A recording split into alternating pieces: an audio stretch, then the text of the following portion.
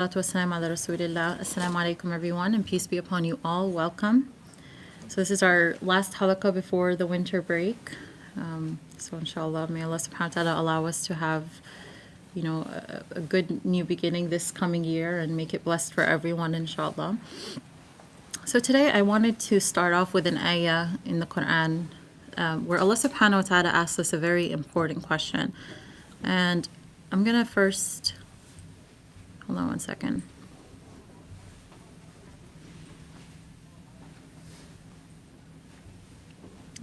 Play it in the verse. Let's see if it goes.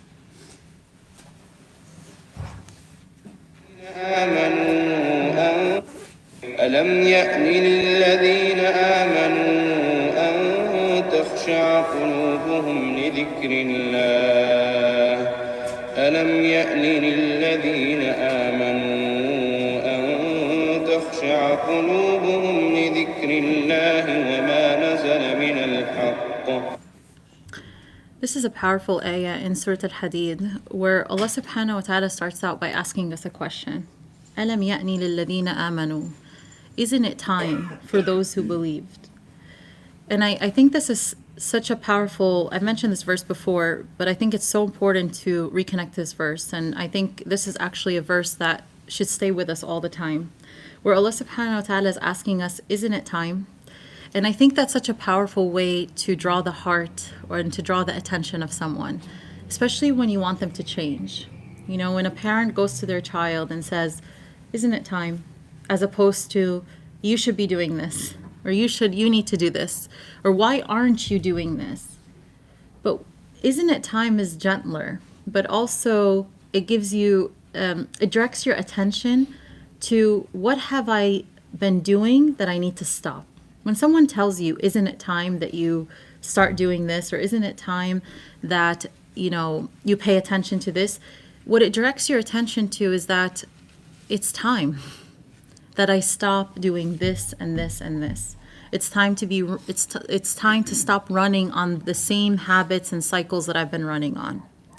So of course, Allah subhanahu wa ta'ala knows the best way to speak to all of our hearts. And so this is a very powerful verse where Allah subhanahu wa ta'ala says, isn't it time for those who believed isn't it time for those who believe that their hearts be humbled at the remembrance of Allah subhanahu wa ta'ala, at the remembrance of Allah, and to the truth that came down to them, and that they were not like those who were given the book before. Then the space of time was long for them, so their hearts became hard, and many of them were ones who disobey. So I want to break down this verse because it's a long verse and it's so important. So first, the first part, isn't it time for those who believed that their hearts be humbled at the remembrance of Allah? So first, he's telling you that, because you don't ask someone, isn't it time, if they have been on the right track. You don't ask someone, isn't it time, if they've been doing what they need to do. So you claimed you believed, because he's not saying, isn't it time for the disbelievers? He's saying, isn't it time for those who believed? So you already claimed to believe. You already committed. You already testified. You've already said your shahada. But you haven't humbled your heart yet. You haven't submitted fully yet. So isn't it time for those who believe that their hearts be humbled at the remembrance of Allah? So this should make us turn inward and say, how have I not been humbled at the remembrance of Allah? How have I not submitted fully to Allah subhanahu wa ta'ala? What is keeping me from submitting fully to Allah subhanahu wa ta'ala? And we each have to assess that in our own lives, because that's the path we are on. If you call yourself Muslim, it is literally one who submits. So if you call yourself that, you always have to assess if you're doing what you call yourself or what you claim to be. If you call yourself a supervisor at a job, right? What do you always have to assess? Am I supervising correctly? If you call yourself a teacher, you have to assess, am I teaching? So if you call yourself a parent, you have to assess, am I fulfilling the role of being a parent? We call ourselves Muslims, people who submit to Allah subhanahu wa ta'ala. People who submit to the Creator, not the creation. So we always have to assess, am I submitting fully to Allah subhanahu wa ta'ala? Am I surrendering to Him, to His plan for me, to His knowledge over my own knowledge, to His wisdom over what I think I know, to His submitting to His certainty over my own assumptions, to His truth over what I think may be true, or even my own truths. So this first part directs your heart to assess, where am I? And when will it be time that I will do that? When is a good time to do that? When is a good time to, is there a good time? Oops, I'm so sorry. I thought I turned this off. Is there a good time? I don't know. I did turn this off. It's so weird. Oh, it's my watch. Hold on one second. Let me actually put down earphone.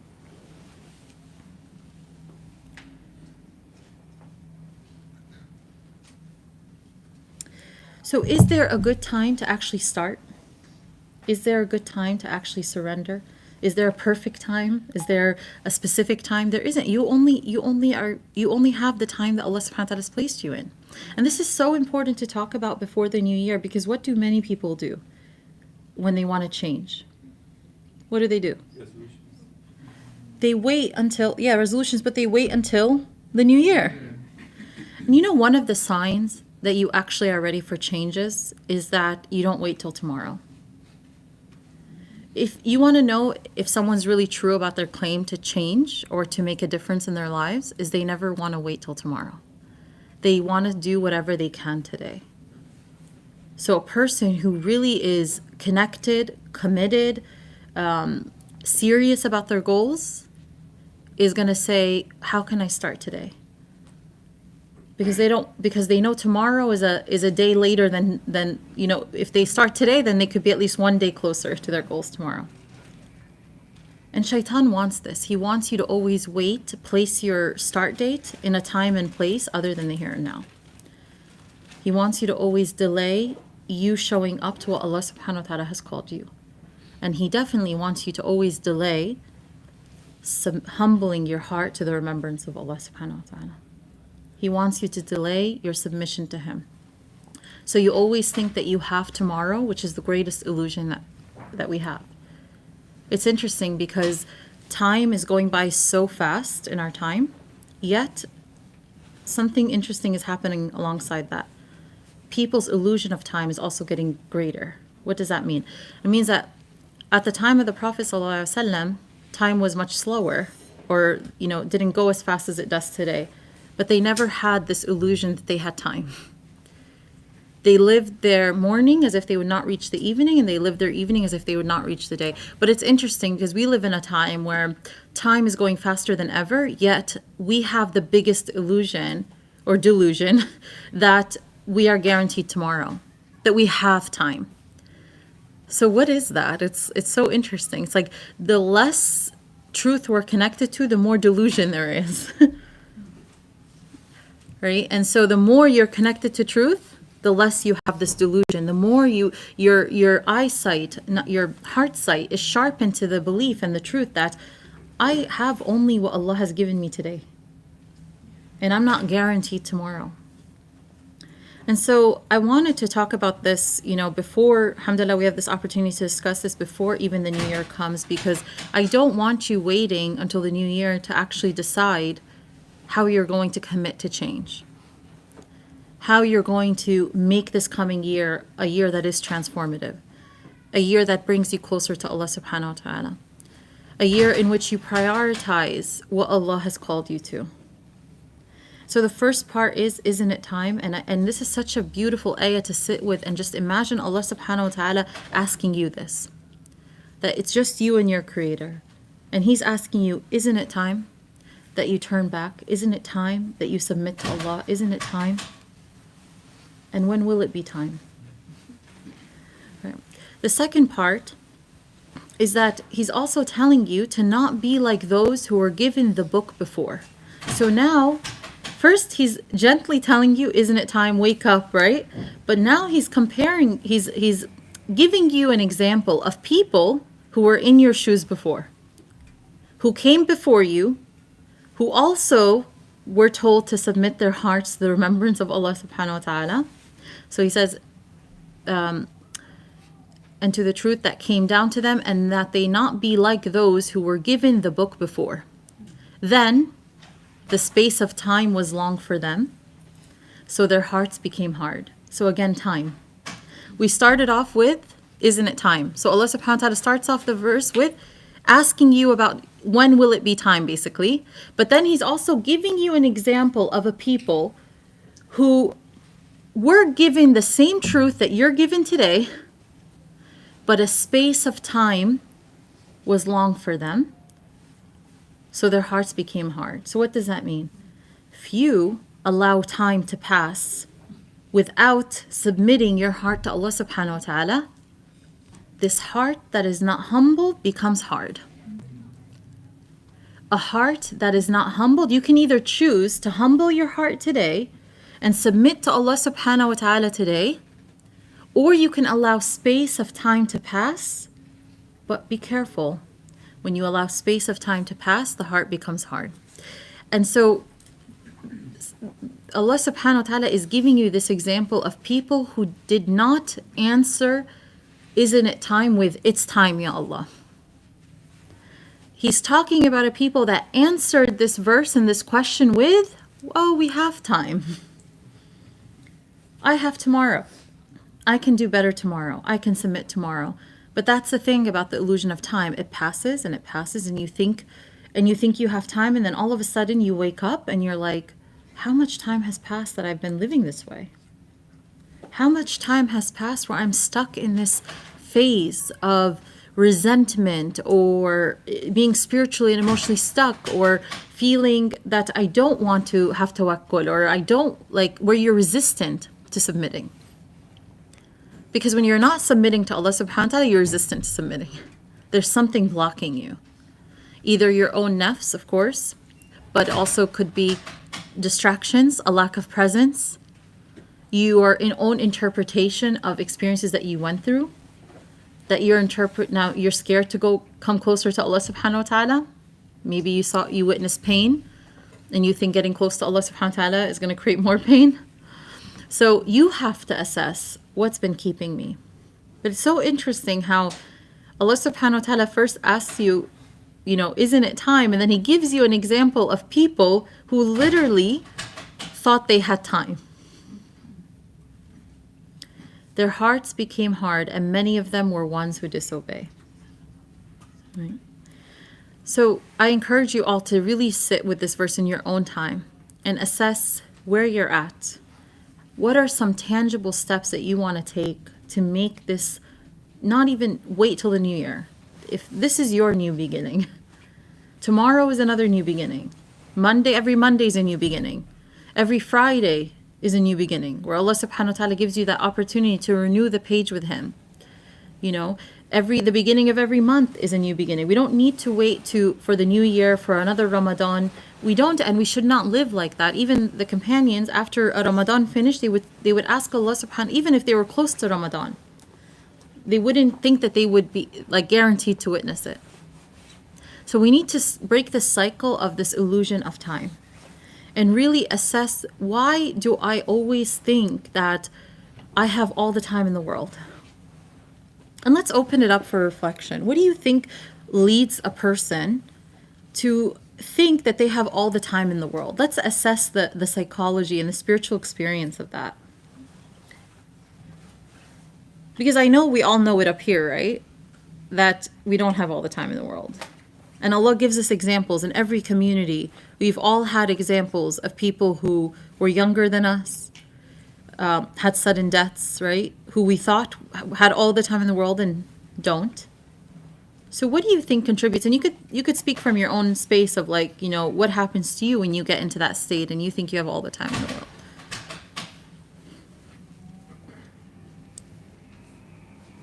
Yeah.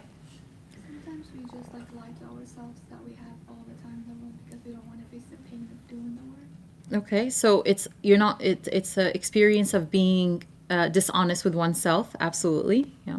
Mm-hmm.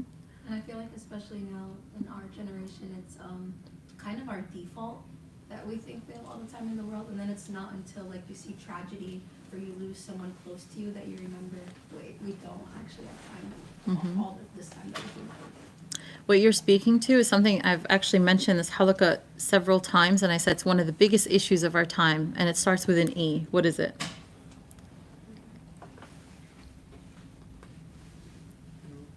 What is it? Where I said it's one of the biggest issues that we struggle with, and it has to do with what you just said. Yeah. Oh, okay. That's a good one, but that's not. But I'm laughing because I talk about the ego all the time. You're probably like, no, entitlement. Entitlement. It's the biggest issue, one of the biggest issues of our time, where we think we are entitled to so much. I was talking about this the other day, and we're talking about the concept of I deserve this, I deserve this. And this is something that goes around a lot, right? You hear this lingo a lot in our time. And I always think it's important to assess that, because where did we get that concept that we deserve all these things? Yes, there are basic human needs, right? Human rights that Allah subhanahu wa ta'ala wants all of his creation to have. Love, respect, justice, right? But people have exceeded the limit with that, right? Oh, I deserve to have perfection. I deserve to have this and that, right? And I think that comes from a place of forgetting that a lot of that what we get in this world is not really because we earned it. What we get in this world is because of who Allah subhanahu wa ta'ala is. Yes, he wants us to put the effort. And yes, Allah is a shakur, and he rewards abundantly for any small good that you do. But at the end of the day, when you get something, you see Allah and who he is, because you know that what he gives you is still far greater than what you earned. Because if that's the case, if everything we have is because we deserved it or we earned it, then what did we do to deserve to be created? What did we do to deserve to be given eyes to see and ears to hear, legs to walk? What did we deserve for Allah subhanahu wa ta'ala tells us that he beautified the earth for us? We didn't do anything to deserve that. We didn't earn that. I think we have to be careful when we get into that. But yes, entitlement. I think that when you get down this track of I am entitled to this, I'm entitled to, even just like the concept of I'm entitled to everyone being fair. I'm entitled, like placing your entitlement even in the hands of other people, right? I'm entitled to everybody treating me perfectly. So when one person, so many people could be treating you well, and then one person mistreats you and you think your whole world is shook. And you think, it's all crashing down, right? Who said that you're going to go through this path and you're never going to be tested by somebody mistreating you? Who said that? See, when you set up this expectation that you're going to go through life and you expect perfection, you're going to get hurt more. It's the more rigid our expectations are, the more hurt we become when things happen to us. It's like think of two people who are falling, right? From a high place. Doctors will say that like a person, the more a person stiffens their bones as they're falling and becomes rigid, right? Because of fear, when they fall, they have a higher, they're more likely to get hurt. As opposed to somebody who, subhanAllah, just became flexible, released, just let go. Almost the act of what? Surrendering, submitting. When they fall, they say they have a higher, they're more likely to not be as hurt as somebody who stiffened their bones. So rigidity and resistance to what happens to us actually creates more pain. Goes back to this, submitting. Why are you resisting? Why are you fighting it? You know this is the path you chose. This is the truth. This is what Allah subhanahu wa ta'ala created for you. So how long are you going to resist? How long are you going to disobey? How long are you going to be so rigid that you don't allow yourself to just be free and submit to Allah subhanahu wa ta'ala? And it's not for anyone but you. Because Allah subhanahu wa ta'ala does not benefit from us, submitting to him. Allahul Ghaniyyu wa nahnu al-fuqara. Allah is above need. He is the rich and we are the poor. We are the ones in need. And when we forget that, I think that we struggle more, because that is actually the root of a lot of our issues, is we forget we need Allah. Talk about not being present in prayer. You forget you need Allah. You forget you need prayer. Talk about, not having tawakkul. You forget you need Allah. Arrogance. You forget you need Allah. You get something, you attribute it to yourself. You get knowledge, you attribute it to yourself. You get blessings, you attribute it to yourself. You forgot who gave it to you. You forgot the source. You forgot you need Him. And so entitlement is huge. What else allows us to continue this cycle of, having this illusion of time? Shireen? Yeah, I would say another E word, which is entertainment. Distractions, right? Well, specifically, like, we'll say you have a life goal, right? Like, I want to go visit this place, Mm-hmm. or I want to become this thing. When you look at other people doing it, you get like a fake satisfaction from it.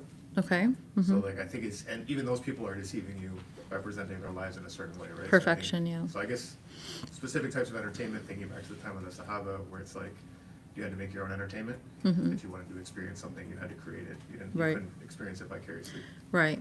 I think sometimes, especially with social media, it gives you you watch a video, someone talking about how they succeeded, right? It gives you a short-term, dopamine rush, and then you feel good, and it gives you the sense of empowerment. But if you don't actually follow through with action, you've gained nothing. And this is also an illusion of, maybe not time, but an illusion of, an illusion of effort, an illusion of progress, that we watch all these videos and we think we're doing something.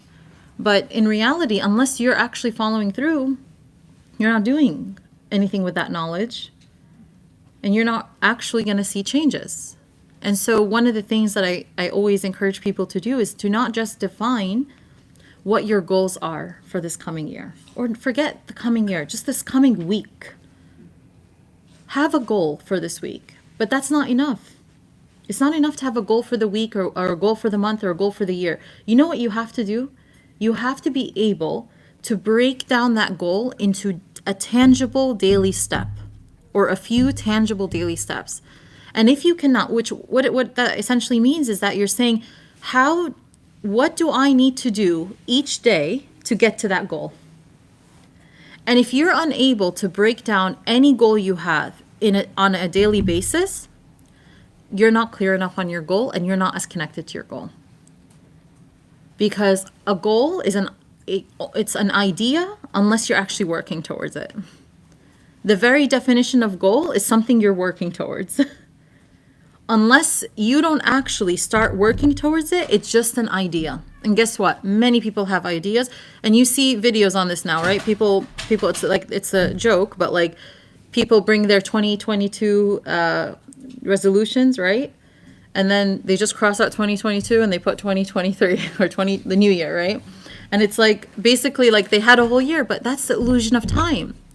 It's in 2023, at the beginning of 2022, they're I have this whole year to do all this.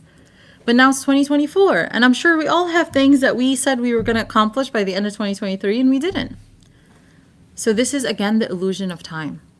So I want you to really think about, what is a goal that you have? You could do a few goals, and you could break them down into daily habits, or you can do one goal at a time and say, what do I need to do on a daily basis to bring me closer to this goal in 2 weeks, in 6 weeks, by January 1st, right? So this is where real change happens. You watch something online that empowered you, pause, practice the pause. What can I apply into my life today, not tomorrow? And honestly, those moments that you get inspired by something, that's from Allah subhanahu wa ta'ala. And it's a gift. But one of the ways we show a lack of gratitude towards those moments is that we do nothing with it. So sometimes Allah subhanahu wa ta'ala will expand your heart towards something. You listen to something and you're just so moved. Your heart is so moved by it, and it's so touched by it. And you feel no, I really needed to hear this. And you're so, you sometimes we even say, this is perfect timing. Really speaks to me. And then we let that moment pass, not realizing that that was a gift from Allah subhanahu wa ta'ala. That was an answer to your dua. When you were feeling down, when you were feeling sad, when you were feeling unmotivated, when you were lacking hope. And Allah subhanahu wa ta'ala expands your heart to have hope or to see things from a different perspective. He shifts your heart.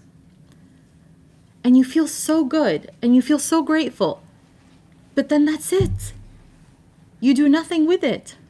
And Allah is so merciful. He continues to give us these things. Spaces like this where you can come together and benefit and learn and be inspired to come closer to Allah subhanahu wa ta'ala. But then He's watching you and He sees they didn't do anything with it. All of these things are means. All of these things are blessings from Allah subhanahu wa ta'ala. But there's only so much like that we can, how long are we going to continue that cycle of just storing information up here and not actually giving it time for the heart for that information to resonate in the heart? Long enough to move our limbs to do something with it. So take one thing. Today is the 20th. We have 11 days. That's a lot of time to make a shift. That's a lot of time. Allah subhanahu wa ta'ala could shift you in the right direction in a moment. In a day. In a week, you can find yourself in a completely different place than where you are at now. So you need to assess, what do I need to strengthen to shift myself? Do I need more tawakkul? Is my issue that I am having a hard time trusting in Allah subhanahu wa ta'ala because I made so much dua and it's never been accepted? Or is my problem that I can't submit to a command, something He called me to do, and I am having a hard time with it? Or is my problem consistency? Is my problem connection, presence with Allah? I'm so scattered. I'm everywhere but the here and now. What is it? You have to identify it. Otherwise, you're just grasping at false destinations. And you're thinking, oh, this is what I need. And people, sometimes those are things that don't help you. What people do when they don't know themselves and when they don't actually know what they need to work on is they start feeding their nafs. When you don't know yourself and you're not truthful with yourself and you're not honest with yourself, I think it goes back to what you were saying about the reason we have the illusion of time is we're dishonest with ourselves, right? Or you just want to make yourself feel good. That's literally what people do when they don't want to face the truth of what's keeping them in the cycle that they've been in. Is that's too hard to look at, so let me look elsewhere. Let me at least feel good. Let me just escape. Let me just zone out and binge watch hours and hours of TV. Let me just do something fun. Let me just go buy all these things for myself. Oh, you know what? Maybe if I have this thing, then I'll be motivated. Maybe if I buy myself this, I'll be motivated. So you procrastinate, not realizing that you have everything you need within you to actually make a shift. So be careful of this. Shaitan never wants you to be honest with yourself. At the beginning of this semester, the very first halaqah we did at the beginning of this semester was about honesty with oneself and how you can't awaken and transform without honesty.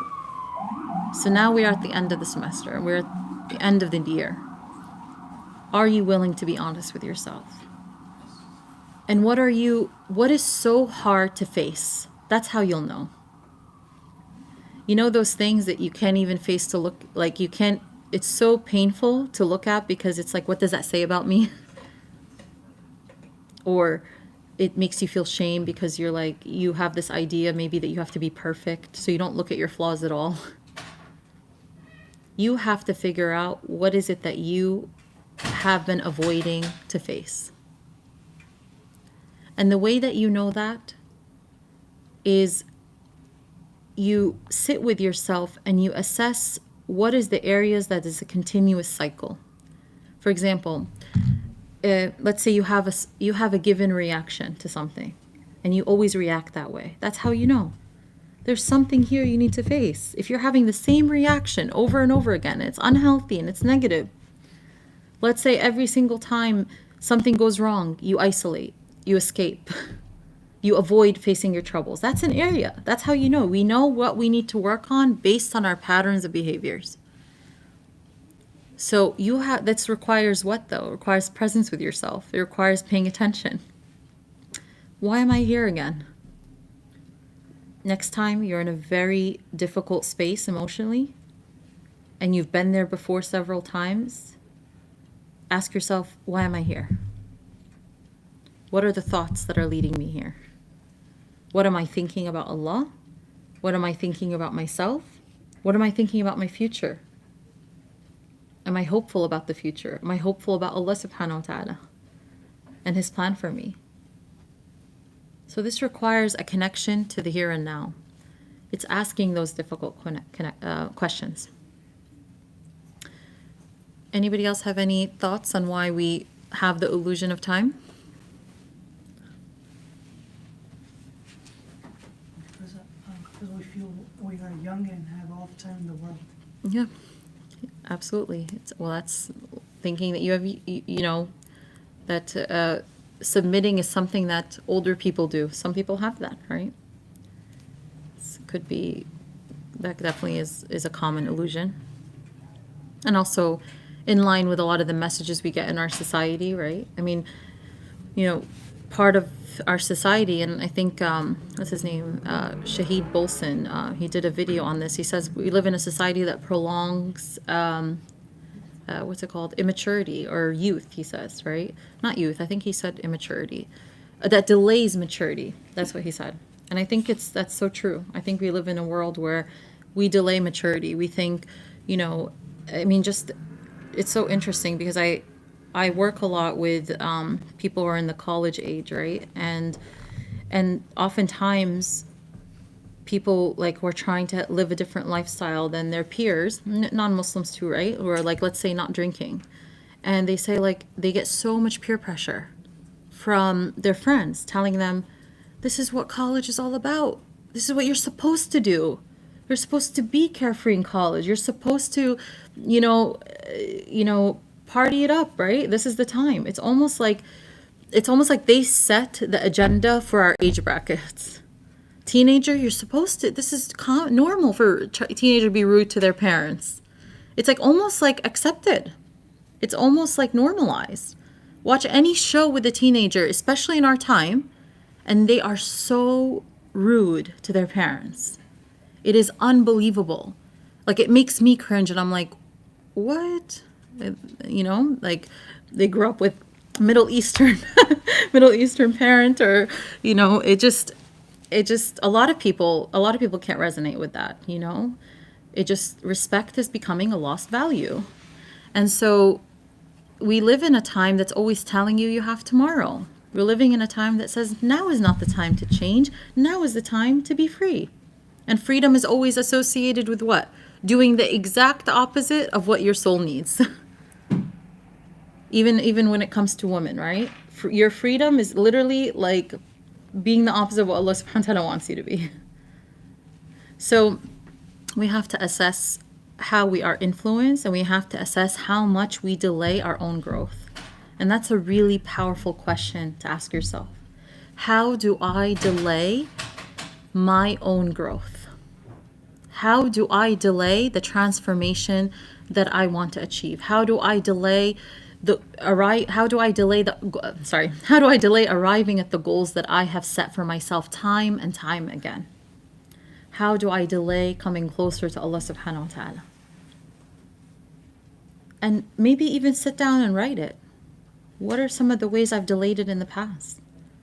What did I tell myself that justified me delaying it? By the way, for you to delay you doing something that you need to do, you had to have a thought process. And you had to have justified it, because the nafs likes to make sense of our procrastination. It's it wants you to procrastinate, but it wants to feel good about it, right? So it wants you to avoid growing and avoid discomfort, but it also wants to feel good.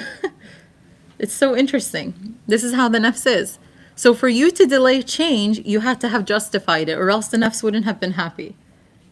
No, we need to package it beautifully so we're okay in delaying change, We need to, I'm delaying change because, I don't have the right resources. No, I don't have the the right support or whatever it is you need to tell yourself to make you feel good. Yeah, that's, and we do this, right?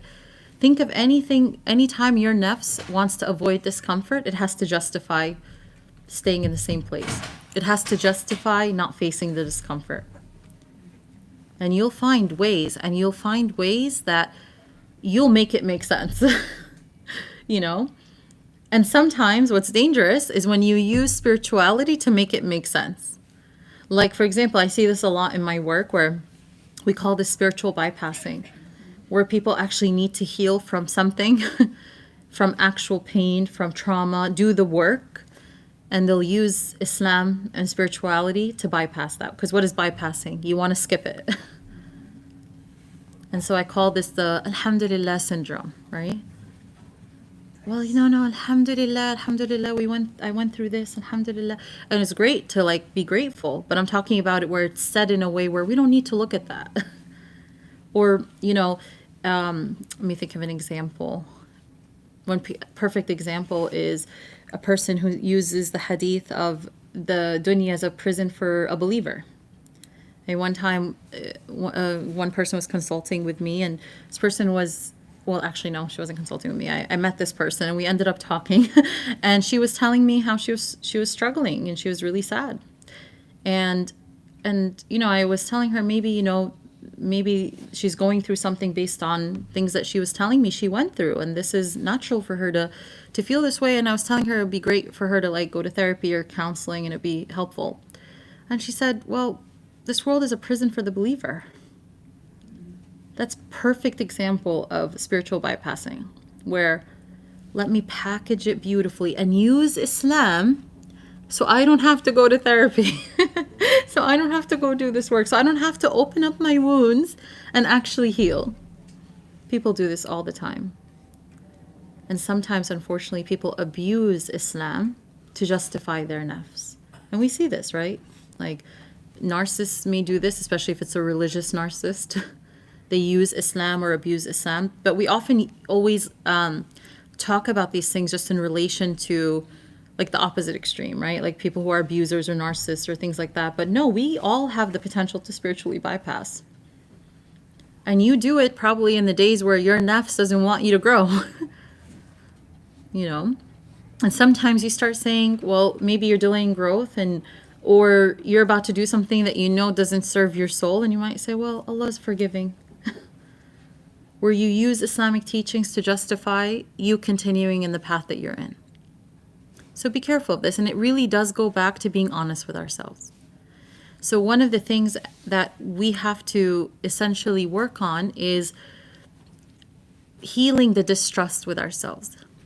And many people, the reason why they don't change is because they lost trust with themselves.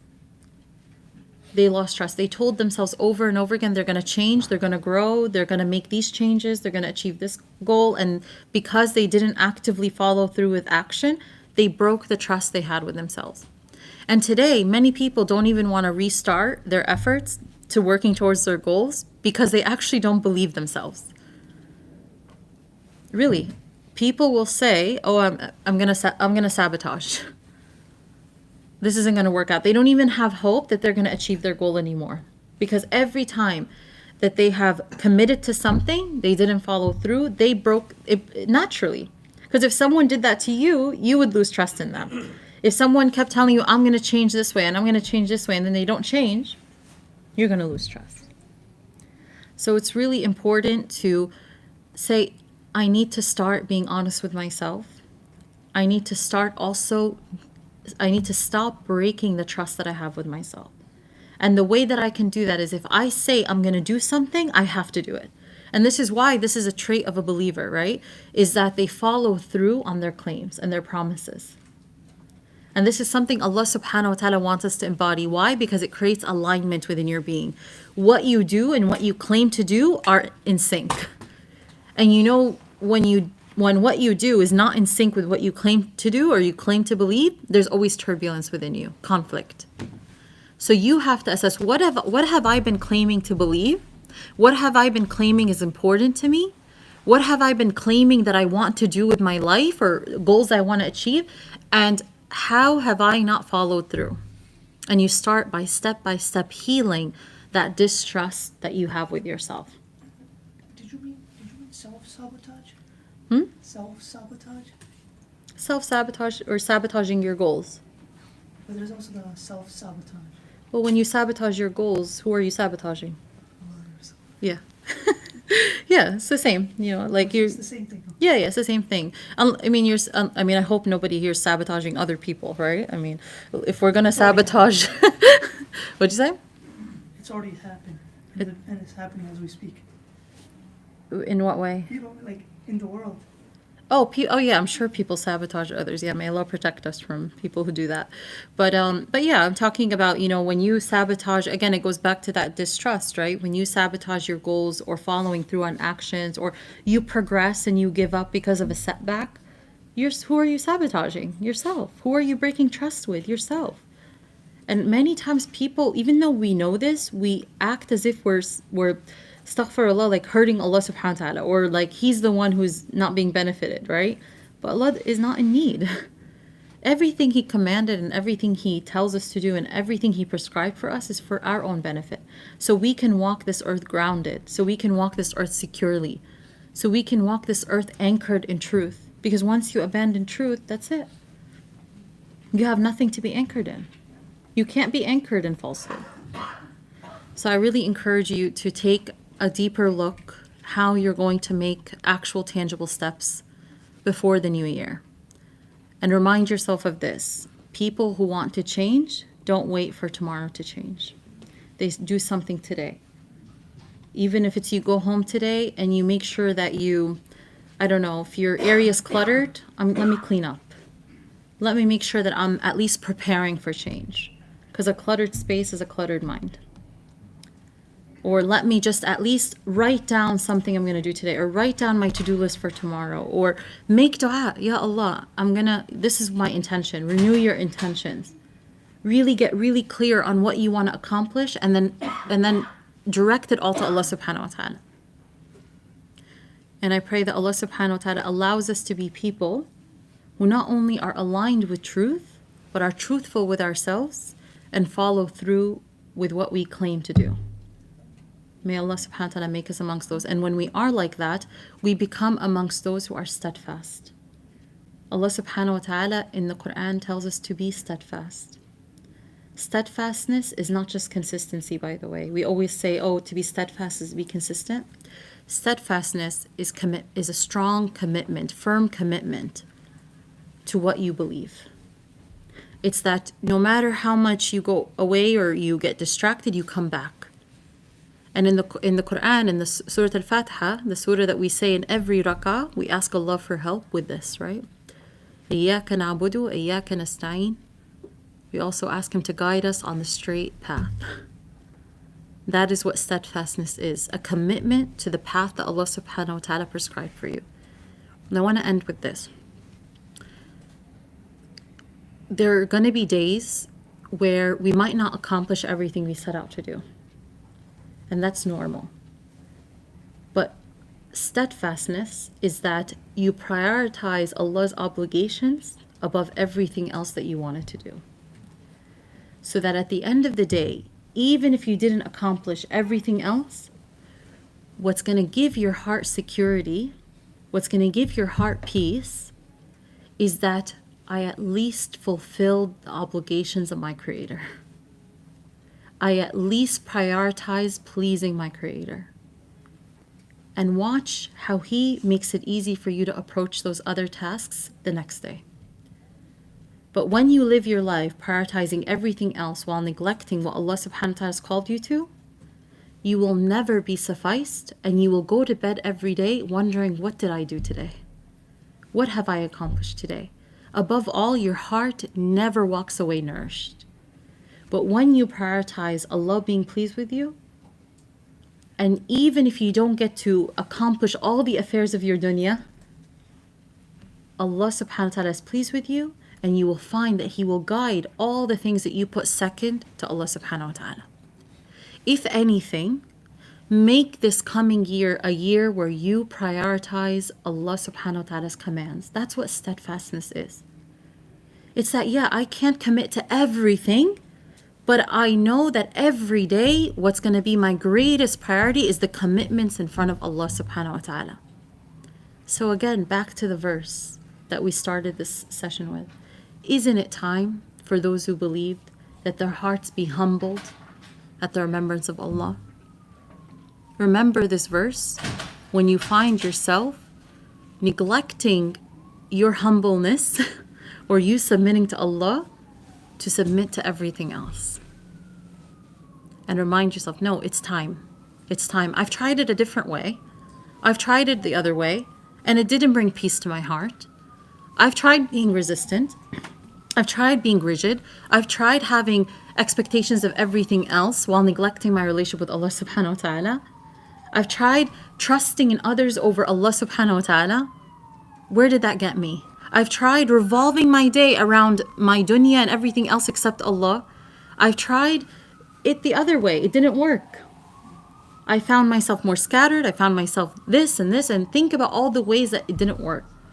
Isn't it time to stop then and try it a different way? Where you actually follow through what Allah commanded you to do. What did Allah say? Your prayers. Let me prioritize that. And watch how everything else comes into order. As I mentioned in a previous halaqah about the hadith where the Prophet ﷺ said, whoever makes the akhirah their biggest concern, Allah subhanahu wa ta'ala enriches their heart and they will find that the dunya comes to them. All the things that you're chasing, it comes to you. All the things that you stop chasing to put Allah first, you find it coming to you.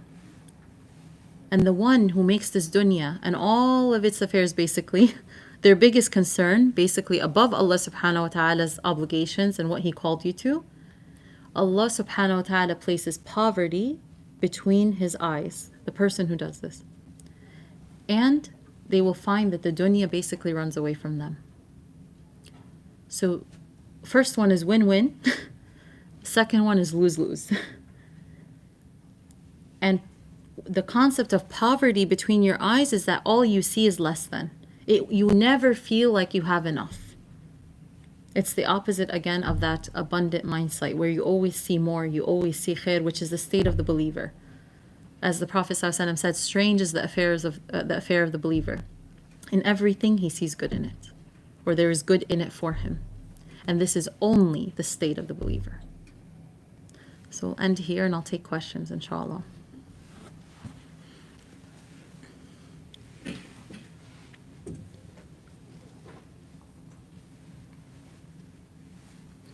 Okay. All right. Okay, we'll end here, inshallah. I hope you all have a wonderful winter break. I'm not sure when we're going to be resuming, but stay tuned. I'm sure an email will go out about it in the near future, inshallah. Okay. Allahumma salli ala Sayyidina Muhammad wa ala alihi wa ashabihi ajma'in. Wassalamu alaikum wa rahmatullahi wa barakatuh. Thank you. Jazakallah khair.